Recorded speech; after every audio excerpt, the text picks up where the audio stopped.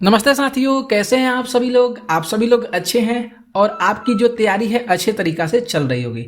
तो हम लोग डेली यहाँ पे देख रहे हैं जो बिहार टीचर एग्ज़ाम होने वाला है मार्च में, उसी के अकॉर्डिंग आज की जो क्लास होगी वह बहुत इंपॉर्टेंट रखी गई है। आप लोग देखिएगा, ज्योग्राफी और हिस्ट्री के प्रश्न आज की क्लास में हम लोग करने वाले हैं। ये जो मुख्यतः जो प्रश्न होंगे ये बिहार टीचर एग्जाम के लिए बहुत इंपॉर्टेंट होंगे। तो आप लोग इस वीडियो को जरूर देखिएगा, ठीक है। और आप लोग टेलीग्राम चैनल को ज्वाइन नहीं किए हैं तो आप लोग जरूर से जरूर टेलीग्राम चैनल को ज्वाइन कर लीजिए, क्योंकि वहाँ पे जो बिहार टीचर एग्जाम है उसी के अकॉर्डिंग वहाँ पे सारी जानकारी उपलब्ध होती है। तो उसको जरूर ज्वाइन कीजिए। वहाँ पे बहुत सारी इन्फॉर्मेशन मिलती है, क्लास की पीडीएफ भी मिलती है और वहाँ पे जो पढ़ाई से रिलेटेड ही होते हैं वहाँ पे वो चीज़ पोस्ट होते हैं। तो उसे देखिए, देखने में ज़रूर उसको देखिएगा, ठीक है। और आप लोग को फ्री में मॉक टेस्ट उपलब्ध कराया जा रहा है इस चैनल के माध्यम से, तो उसका भी लिंक डिस्क्रिप्शन में दिया गया है। आप लोग जाइए और अपना फ्री में मॉक टेस्ट दीजिए कि आप कितने प्रश्नों को सही कर पा रहे हैं, और बहुत इंपॉर्टेंट प्रश्न उसमें सेट किए गए। तो ज़रूर से ज़रूर आप लोग को ये चीज़ मॉक टेस्ट देना चाहिए, ठीक है। तो हम लोग डेली 50 प्रश्न करते हैं। तो आइए स्टार्ट करते हैं। प्रश्न संख्या पहला ज्योग्राफी और हिस्ट्री के प्रश्न है जो बहुत इंपॉर्टेंट है बिहार टीचर एग्जाम के लिए। तो फर्स्ट प्रश्न को आप देख सकते हैं कि निम्नलिखित औद्योगिक कस्बों में कौन सा छोटा नागपुर के पठार पर स्थित है। बहुत सुंदर सा ये प्रश्न है आपके सामने। तो देखेंगे तो बी ऑप्शन को हम लोग टिक करेंगे, रांची। रांची जो हो जाएगा, ये जो औद्योगिक कस्बा है ये छोटा नागपुर के पठार पर स्थित है, रांची। ध्यान में रखिएगा। और जो रांची ये देख सकते हैं यहाँ पे जो छोटा नागपुर का जो पठार है ये कहाँ पे हो जाएगा, तो ये झारखंड शहर में हो जाएगा। कहाँ पे हो जाएगा, तो ये झारखंड शहर में हो जाएगा, ठीक है। इसके बाद आगे अगर हम लोग की बात करें, अगर भिलाई की बात करें तो भिलाई छत्तीसगढ़ में है। आसनसोल जो हो जाएगा ये पश्चिम बंगाल में आसनसोल हो जाएगा। और जो दुर्गापुर है ये भी पश्चिम बंगाल में है। ये सारी चीज़ आप लोगों को पता चल गया। आगे हम लोग बढ़ते हैं प्रश्न 2 पे। यहाँ पे जो 2 नंबर प्रश्न ध्यान से देखिए कि दामोदर नदी निकलती है। दामोदर नदी निकलती है, सुंदर सा प्रश्न।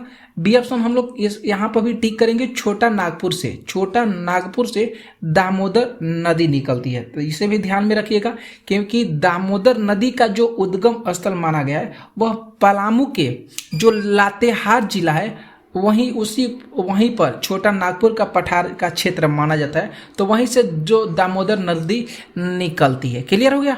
आगे चलते हैं हम लोग प्रश्न 3 पे। यहाँ पे देखिए ध्यान से, जो प्रश्न संख्या 3 है कि पूर्वी समुद्रों की स्वामिनी किस देश को कहा जाता है। सुंदर सा प्रश्न आपके सामने है।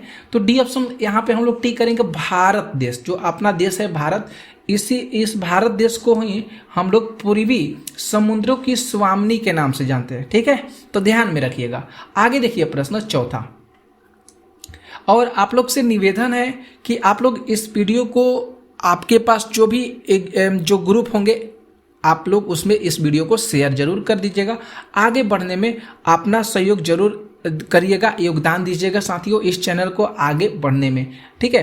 तो चौथा जो प्रश्न है कि भारत में किस उद्योग में सर्वाधिक लोग कार्यरत रहते हैं, मतलब सर्वाधिक लोग जो होते हैं उसमें कार्य करते हैं, वह कौन सा उद्योग है भारत का। तो वह कपड़ा उद्योग हो जाएगा।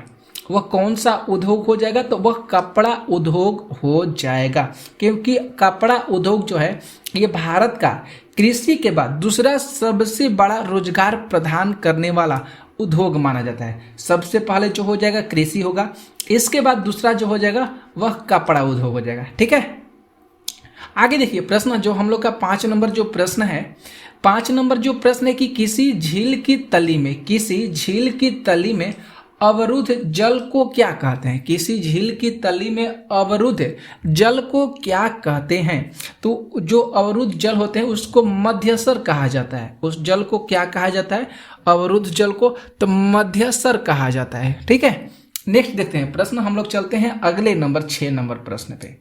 6 नंबर जो प्रश्न है कि काराकोरम जो राजमार्ग है यह निम्नलिखित में से किन 2 देशों को जोड़ता है। काराकोरम जो राजमार्ग है ये किन 2 देशों को जोड़ता है, यह सीधा सा प्रश्न है।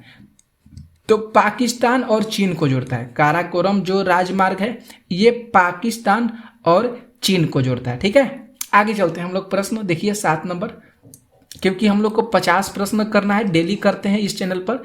तो 7 जो प्रश्न है कि दक्षिण ध्रुव प्रदेश जिसको अंटार्कटिका के नाम से जाना जाता है, दक्षिण ध्रुव प्रदेश को अंटार्कटिका के नाम से जाना जाता है। ठीक है, ये जो है भारत में के अस्थायी अनुसंधान केंद्र का नाम है। ये देखना है कि कौन से भारत देश में हो जाएगा, दक्षिणी भारत, दक्षिणी निवास, दक्षिणी चित्र और दक्षिणी गंगोत्री।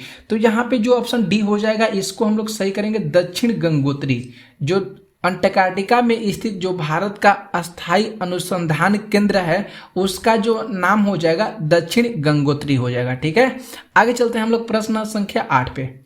यहाँ पे जो ध्यान से देखिए 8 नंबर प्रश्न है कि अफ्रीका में कॉपर पैदा करने वाला सबसे बड़ा देश कौन सा है। अफ्रीका की बात किया तो अफ्रीका में याद कीजिएगा जाम्बिया हो जाएगा।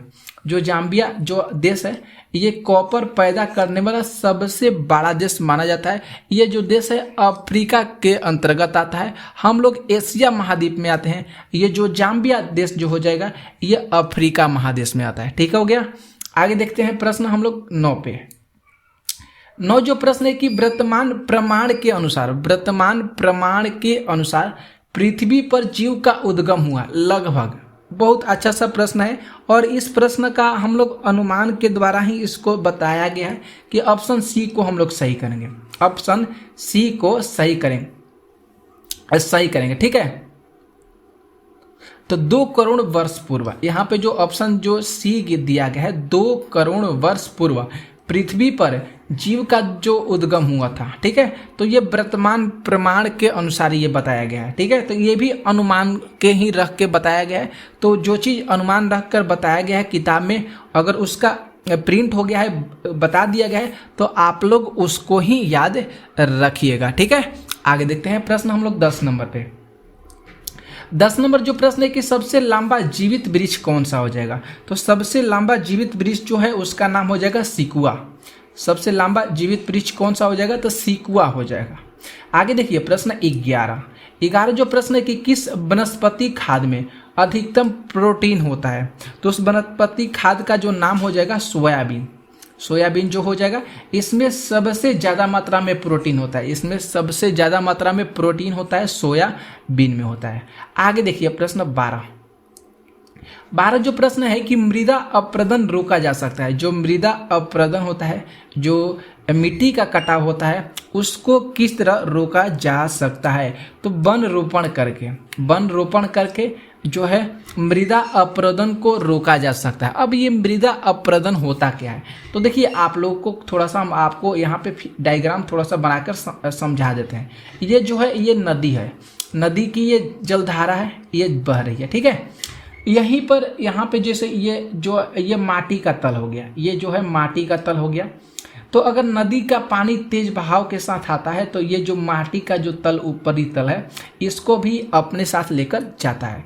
तो यहाँ से जो मिट्टी था, यहाँ से मिट्टी कट कर चला गया इस नदी में, तो यहीं से होता है मृदा का अपरदन, मतलब यहाँ से मिट्टी का कटाव हो गया। इसीलिए यहाँ पे अगर पेड़ रहता तो ये मिट्टी का कटाव नहीं होता, ये जो मिट्टी जो है ये नदी में नहीं जा पाती। ठीक है, तो इसलिए क्योंकि जो पेड़ के जड़ होंगे वह जो होंगे मिट्टी को जकड़ कर रखेंगे, इसलिए वन रोपण करके मृदा अपरदन को रोका जा सकता है। क्लियर हो गया, आगे देखिए 13 नंबर प्रश्न को। 13 नंबर जो प्रश्न है कि न्यूजीलैंड में पाए जाने वाला ओडियन हिंद पंछी का क्या नाम है।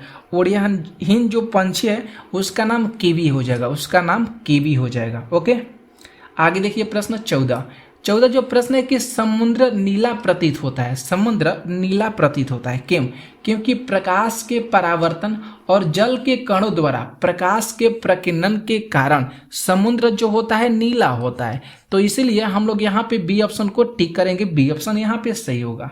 आगे देखिए प्रश्न 15 जो प्रश्न है कि तेज हवा वाली रात्रि में ओस नहीं बनती है। क्यों? अगर तेज हवा रात में बह रहा है तो उस समय जो धुंध होता है वह नहीं गिरता है। ऐसा क्यों?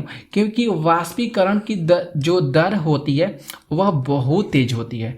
वाष्पीकरण की जो दर होती है वह तेज होती है। इसी के वजह से रात में जो तेज हवा चलती है तो तो वह उस समय धुंध नहीं गिरता है। आप लोग भी देखे होंगे।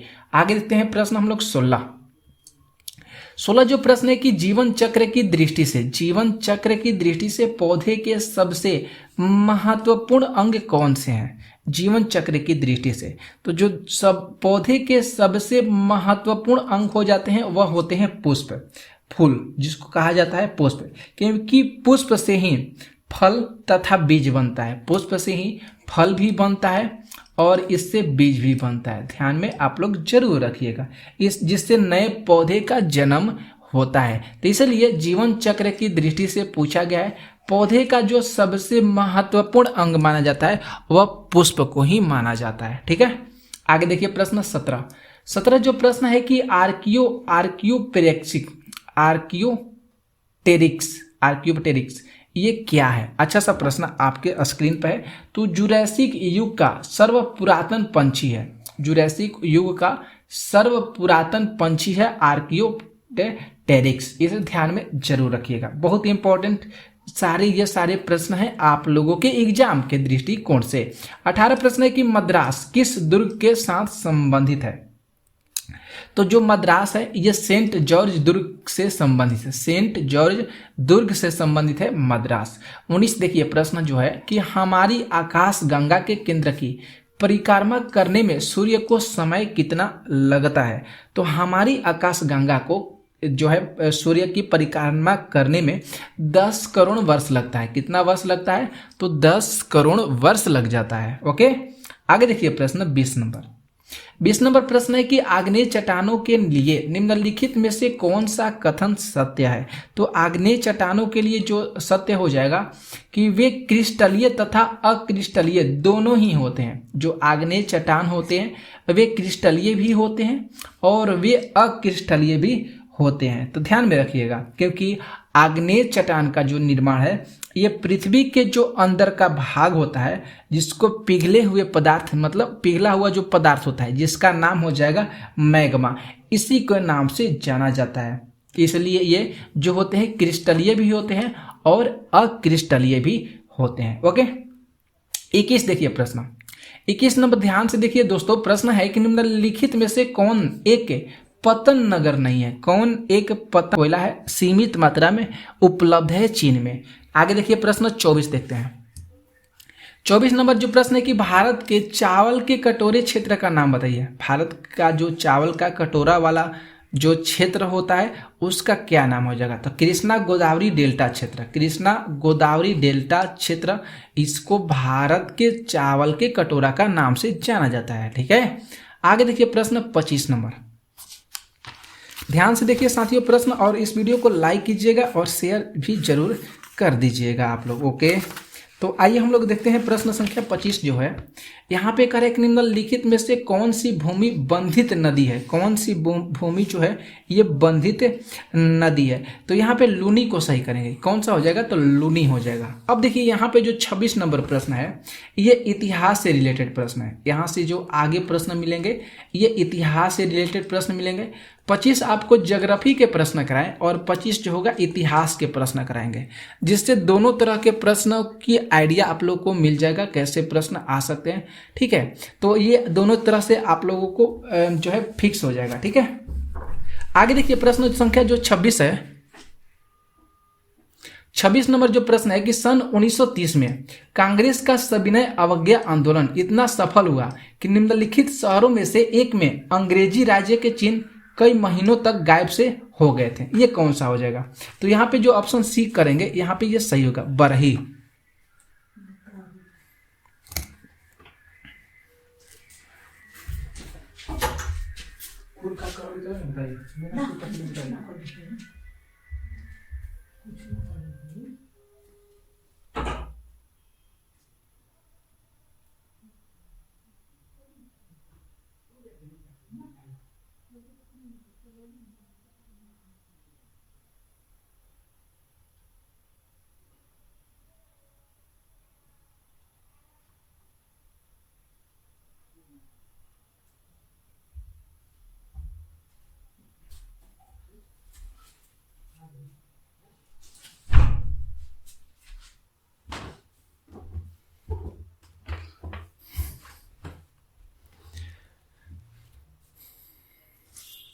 अगले नंबर हम लोग प्रश्नों को देखते हैं, जो 27 नंबर प्रश्न है। देखिए ध्यान से 27 नंबर प्रश्न, यहाँ पे जो देखिए ध्यान से प्रश्न, जो 27 नंबर दोस्तों जो प्रश्न है कि बिहार प्रांतीय किसान सभा का गठन किस वर्ष हुआ है, मतलब सन इसका बताना है, डेट बताना है। तो मार्च 1929 याद कीजिएगा, मार्च 1929 बिहार प्रांतीय किसान सभा का गठन जो हुआ है मार्च 1929 में हुआ है, ध्यान में रखिएगा। ठीक है, आगे देखिए प्रश्न 28 नंबर प्रश्न। यहाँ पे जो 28 नंबर प्रश्न है कि स्वतंत्रता पूर्व बिहार में समाजवादी विचारधारा के प्रसार को श्रेय जाता है। बहुत अच्छा सा प्रश्न आपके सामने है। इस तरह के तो प्रश्न हमेशा एग्जाम में पूछे जाएंगे, ठीक है, क्योंकि टेलीग्राम चैनल पर मैंने जो प्रश्न रिपीट हुए हैं 15 वर्षों के पीपीएससी के द्वारा, वो सारे प्रश्नों को मैंने कंबाइन करके टेलीग्राम चैनल पर अपलोड कर दिए हैं और वहाँ से बताया है कि इस तरह के प्रश्न जो हो सकते हैं बार बार रिपीट हो रहे हैं। तो आप लोग टेलीग्राम चैनल को ज्वाइन कर लीजिए, वहाँ पे आप लोग को सारी चीज़ की जानकारी वहाँ पे उपलब्ध होगी। तो 28 नंबर जो प्रश्न है कि स्वतंत्रता पूर्व बिहार में समाजवादी विचारधारा का जो प्रसार का जो श्रेय जाता है, ये किसको जाता है? तो ये कांग्रेस के जो कार्यकर्ताएं होते हैं उन्हीं को जाता है। देख सकते हैं सी ऑप्शन सही है, कांग्रेसी कार्यकर्ताओं की जो क्रांतिकारिता होती है उन्हीं को श्रेय ये जाता है। तो तीसरा ऑप्शन यहाँ पे जो होगा ये सही हो रहा है। ओके, आगे देखिए प्रश्न जो यहाँ पे 29 नंबर प्रश्न है कि ब्रिटिश राज में बिहार के कृषक वर्गों को निम्नलिखित श्रेणी में रखा गया है।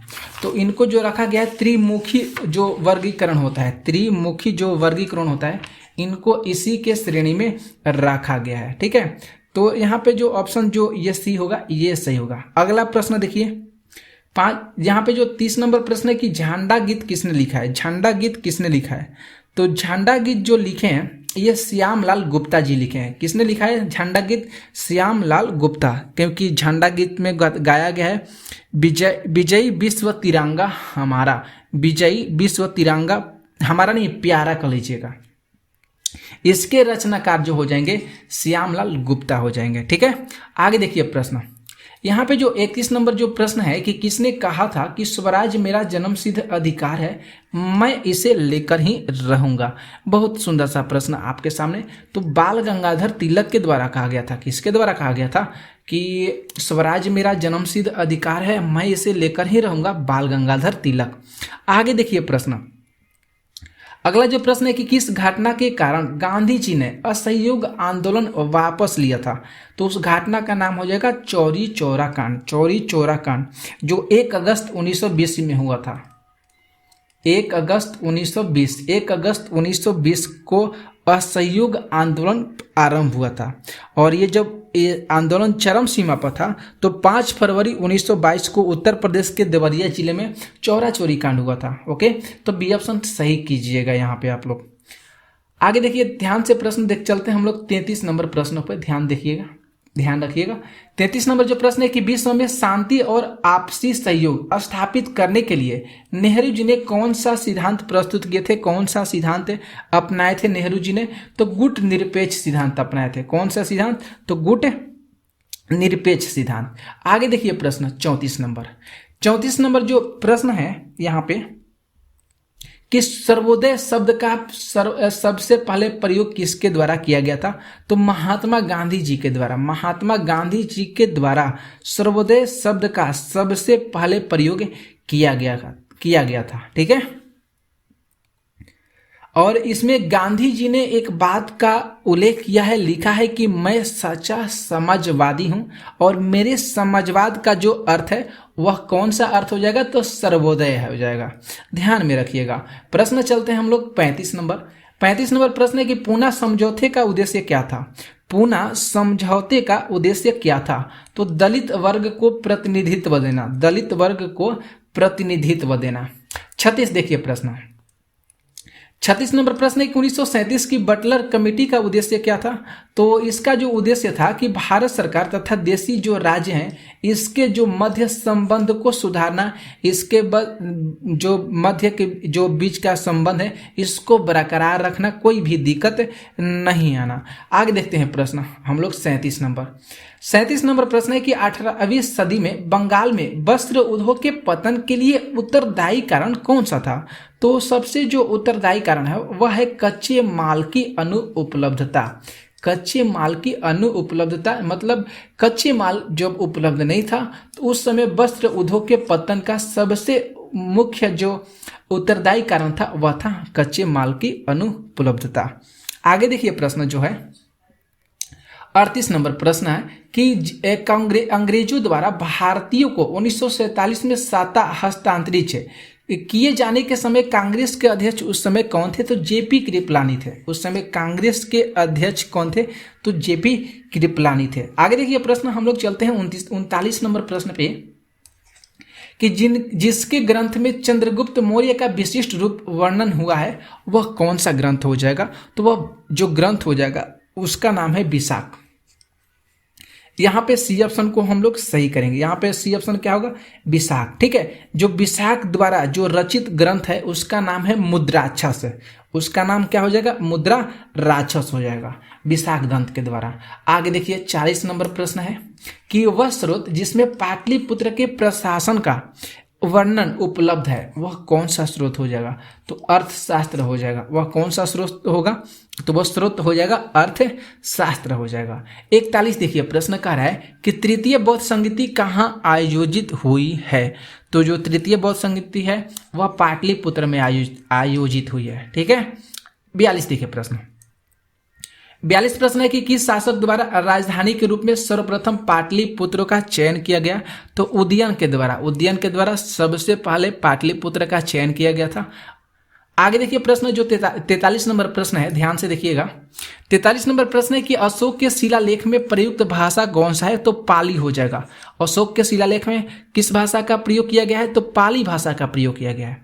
44 देखिए प्रश्न है निम्नलिखित में से किस मौर्य राजा ने ढक्कन की विजय प्राप्त की थी। ढक्कन की विजय प्राप्त की थी तो कौन से राजा। तो चंद्रगुप्त ने प्राप्त किया है। किसने, तो चंद्रगुप्त ने।